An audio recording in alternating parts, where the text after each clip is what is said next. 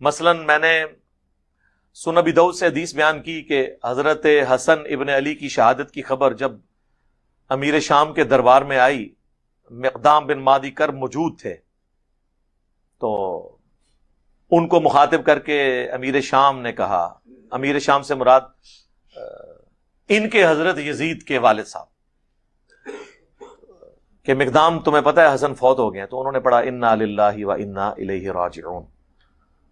تو پھر ایک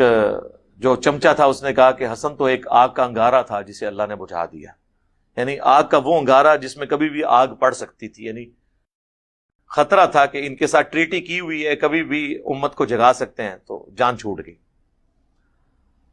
تو ابو داؤد میں الفاظ ہیں کہ ایک مرد نے کہا کہ تم حسن کی موت کو مصیبت خیال کرتے ہو۔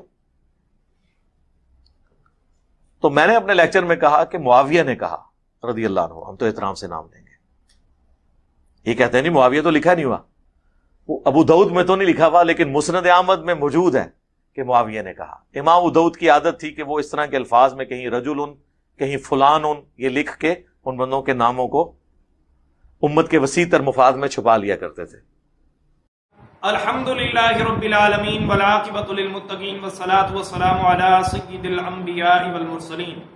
اما بعد، قال اللہ تبارک و تعالی فی کلام المجید والفرقان الحمید، وَقُلْ جَاءَ الْحَقُّ وَزَهَقَ الْبَاطِلُ إِنَّ الْبَاطِلَ كَانَ زَهُوقًا، صدق اللہ العظیم۔ معزز سامعین، آپ نے مرزا محمد علی انجینئر جہلمی منگولوی کا کلپ سنا، جس میں مرزا نے ایک روایت سنن ابی داود اور مسند احمد ابن حنبل کے حوالے سے پیش کی، اور مرزا نے اس روایت کو بیان کرنے کے بعد تاثر یہ دینے کی کوشش کی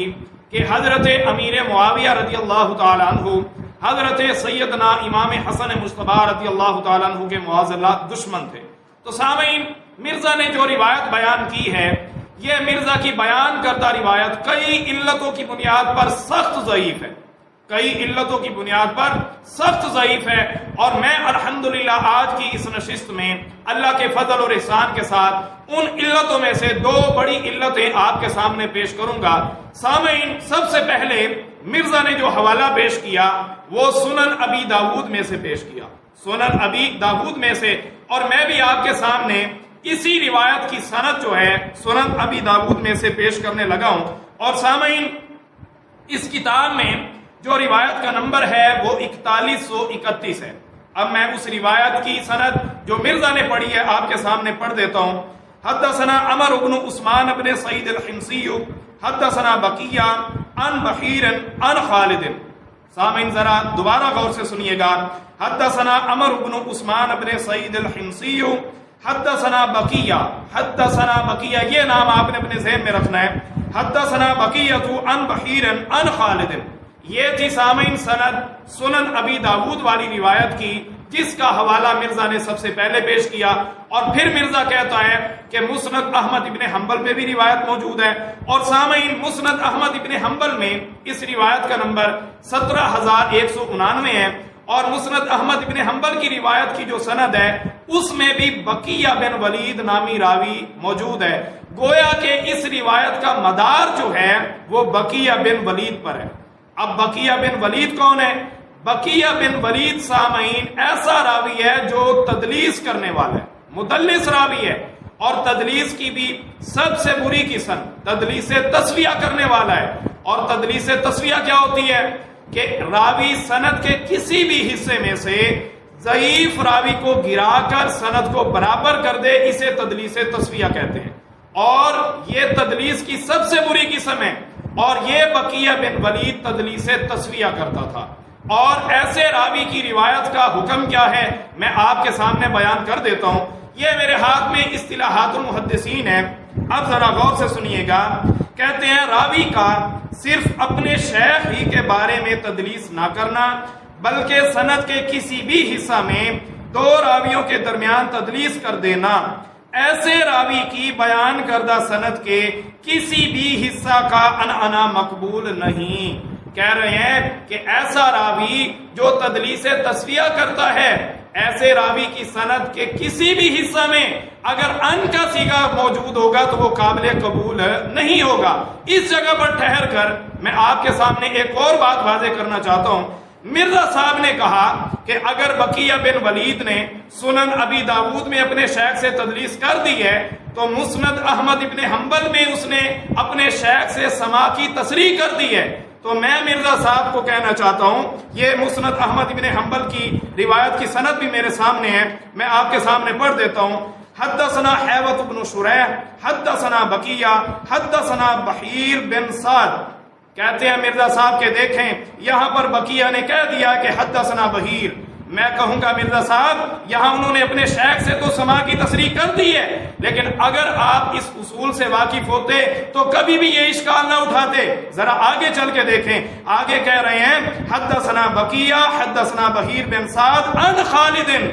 ان خالد، یہاں پر پھر وہ ان کا صیغہ استعمال کر رہے ہیں، اور میں آپ کے سامنے اصول بیان کر چکا ہوں، ایسا راوی جو تدلیس تسویہ کرتا ہے اس کی سند کے کسی بھی حصے میں ان کا صیغہ قابل قبول نہیں ہے۔ اور یہ بات مرزا صاحب آپ نے بھی اس بات کا اقرار کیا ہے، اور میرے سامعین آپ بھی ذرا غور سے سن لیں، مرزا صاحب خود اپنی زبان سے اس اصول کا اقرار کر رہے ہیں۔ یا اس کا اپنا استاد جس سے اس نے وہ حدیث سنی ہوتی ہے وہ ضعیف ہوتا ہے اور اس کو خطرہ ہوتا ہے کہ اگر میں نے اس کا نام بیچ میں لیا تو میری روایت قبول نہیں ہوگی، اس لیے پھر محدثین نے یہ پیٹ رول کر دیا کہ جو مدلس ہے نا، سارے تدلیس نہیں کرتے، 300-350 راوی ہیں جو تدلیس کرتے ہیں، زیادہ تر نہیں کرتے۔ امام شعبہ کا قول ہے صحیح سند سے کہ میں زنا سے بدتر سمجھتا ہوں تدلیس کو، لیکن باقی محدثین یہ کہتے ہیں کہ تدلیس کرنے والا اگر پتہ چل گیا اور وہ جھوٹ نہیں بول رہا، راوی تو سچا ہے نا، سچا راوی ہے، وہ حدثنا یا اخبرنا کہہ کے روایت نہیں بیان کرتا کہ مجھے اس نے حدیث بیان کی، مجھے اس نے خبر دی، بلکہ وہ کہتا ہے ان فلاں سے روایت ہے،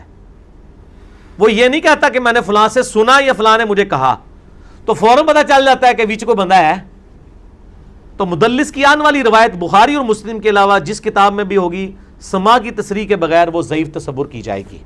آپ نے مرزا صاحب کا کلپ سماعت کیا، مرزا صاحب بھی اب اسی اصول کا اقرار کر رہے ہیں اور مان رہے ہیں کہ محدثین کا پیٹ اصول ہے۔ مرزا صاحب اگر پیٹ اصول ہے تو پھر اس جگہ بھی مان لیں، تو مرزا صاحب نے سامعین اسی اصول کو مانا ہے اور اپنی زبان سے اس کا اقرار کیا ہے۔ اب اگر مرزا صاحب یہ کہیں کہ انہوں نے حضرت امیر معاویہ رضی اللہ تعالیٰ عنہ کا جھوٹا دفاع کرنے کی خاطر اس بات کو گھڑ لیا ہے، تو میں کہنا چاہتا ہوں مرزا صاحب ہم نے اس بات کو نہیں گھڑا، بلکہ محدثین اس بات کی صراحت کر رہے ہیں کہ بقیہ بن ولید تدلیس تسویہ کرتا تھا۔ آئیے اب میں آپ کے سامنے محدثین کے حوالہ جات پیش کر دیتا ہوں۔ سب سے پہلے سامعین یہ میرے ہاتھ میں کتاب الموضوعات ہے، امام ابن جوزی رحمۃ اللہ علیہ کی کتاب الموضوعات ہے اور اس کی جلد نمبر 3 ہے۔ بعض مقامات پر تو مرزا صاحب آپ کو ابن جوزی بڑے یاد آتے ہیں، اس مقام پر آپ کو ابن جوزی کیوں بھول گئے ہیں؟ یہ میرے ہاتھ میں امام ابن جوزی کی کتاب ہے اور اس کی جلد نمبر 3 ہے، اور سامعین اس میں حدیث کا نمبر 1454 ہے۔ امام ابن جوزی رحمۃ اللہ علیہ نے ایک حدیث مبارکہ لکھی جس کی سند میں یہی راوی بقیہ بن ولید تھا۔ کون تھا؟ بقیہ بن ولید تھا۔ آگے چل کر پھر فرماتے ہیں قال المصنف، امام ابن جوزی فرماتے ہیں ھذا حدیث موضوع علی رسول اللہ صلی اللہ علیہ وآلہ وسلم، کہہ رہے ہیں کہ حدیث رسول اللہ پر بہتان ہے، موضوع ہے۔ پھر آگے چل کر کہتے ہیں قال ابو حاتم البستی، امام ابن حبان فرماتے ہیں کان بقیۃ مدلسا وسمع من کذابین یروی عن الثقات بالتدلیس ما سمع الضعفاء۔ امام ابن حبان کا قول لکھتے ہیں، امام ابن حبان فرما رہے ہیں کہ بقیہ جو ہے تدلیس تسویہ کرتا تھا اور کذاب راویوں سے سنتا تھا، اور پھر جو کذاب راویوں سے باتیں اس نے سنی ہوتی تھیں ان کی پھر تدلیس کے ساتھ ان کی نسبت جو ہے ثقہ راویوں کی طرف کر دیتا تھا جو اس نے ضعیف راویوں سے سنا ہوتا تھا۔ سامعین اور پھر آگے فرماتے ہیں اس کے شاگرد بقیہ بن ولید کے شاگرد کیا کرتے تھے؟ فرماتے ہیں فقانوا یسکتون الضعفاء من حدیثہ، اس کے شاگرد بقیہ بن ولید کے شاگرد بھی اس کی حدیث کی سندوں میں سے ضعیف راویوں کو گرا کر سند کو برابر کر دیا کرتے تھے۔ اب آئے سامعین جو بات امام ابن جوزی رحمۃ اللہ علیہ نے لکھی ہے اور امام ابن حبان کا قول جو انہوں نے لکھا ہے، اسی قول کی تائید امام سیوطی نے کی ہے، وَأَقَرَّهُ السُّيُوطِي وَابْنُ عراق، حضرت ابن عراق نے کی، حافظ ذہبی نے کی، اور محدث شوکانی نے بھی اسی بات کی تائید کی کہ بقیہ بن ولید جو ہے تدلیس سے تصفیہ کرتا تھا۔ اور سامعین ذرا غور کریں، 6 محدثین اس حدیث مبارکہ کو بقیہ بن ولید کی تدلیس سے تصفیہ کی بنیاد پر موضوع کہہ رہے ہیں۔ 6 محدثین مرزا صاحب، 6 محدثین بقیہ بن ولید کی تدلیس تصفیہ کی بنیاد پر حدیث کو موضوع کہہ رہے ہیں۔ اب آئے ذرا اس سے آگے، یہ میرے ہاتھ میں کتاب العلل المتناہیہ ہے، یہ بھی امام ابن جوزی رحمۃ اللہ علیہ کی کتاب ہے اور بیروت لبنان کی مطبوعہ ہے، اور سامعین اس کی جلد نمبر 2 ہے، اور سامعین اس کتاب میں بھی امام ابن جوزی رحمۃ اللہ علیہ اس میں حدیث کا نمبر 1217 ہے، فرماتے ہیں وَبَقِيَّةُ كَانَ مُدَلِّسًا سَمِعَ مِنَ الْمَتْرُوكِينَ وَالْمَجْهُولِينَ وَيُدَلِّسُ، فرماتے ہیں بقیہ مدلس تھا اور اس نے سنا متروکین سے، مجہولین سے، وَيُدَلِّسُ اور تدلیس سے تصفیہ کرتا تھا۔ مرزا صاحب امام ابن جوزی فرما رہے ہیں اس سے آگے، یہ میرے ہاتھ میں فی جرح و تعدیل ہے، اور سامعین یہ بیروت لبنان کی مطبوعہ ہے اور اس کی جلد نمبر اول ہے۔ اس کتاب کے صفحہ نمبر 106 پر امام بزار رحمت اللہ علیہ فرما رہے ہیں، امام بزار رحمت اللہ علیہ بھی فرما رہے ہیں اسی کتاب میں کہ بقیہ بن ولید جو ہے تدلیس سے تصفیہ کرتا تھا۔ اب آئیں اس سے آگے، اب مسئلہ آپ کے سامنے بالکل واضح ہو جائے گا۔ یہ میرے ہاتھ میں کتاب المغنی فی الضعفاء ہے،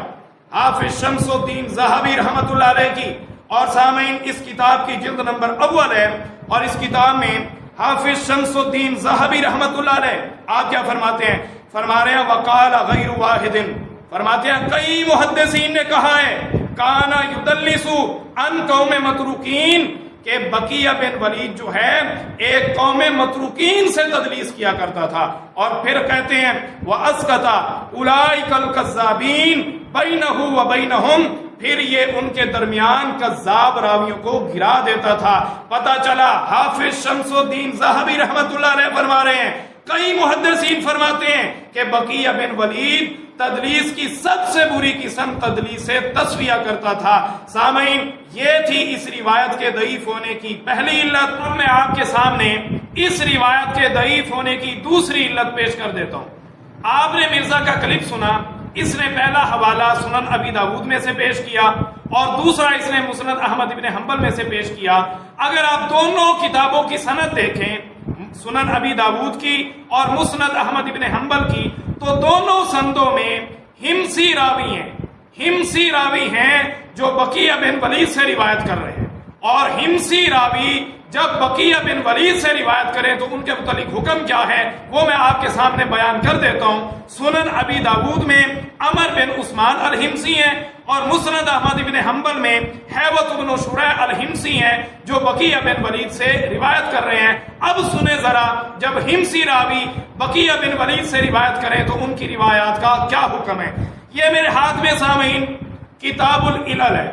کتاب العلل جس کے لکھنے والے امام ابن ابی حاتم الرازی رحمت اللہ علیہ ہیں، اور یہ بیروت لبنان کی مطبوعہ ہے اور اس کی جلد نمبر 2 ہے۔ اس کتاب میں سوال کیا گیا حضرت امام ابو زرع رحمت اللہ علیہ سے، حدیث کا نمبر 2567 ہے۔ آپ سے سوال کیا کہ ایک راوی ابو تقی جو کہ حدیث روایت کرتا ہے بقیہ بن ولید سے، اور ابو تقی بھی ہمسی تھا،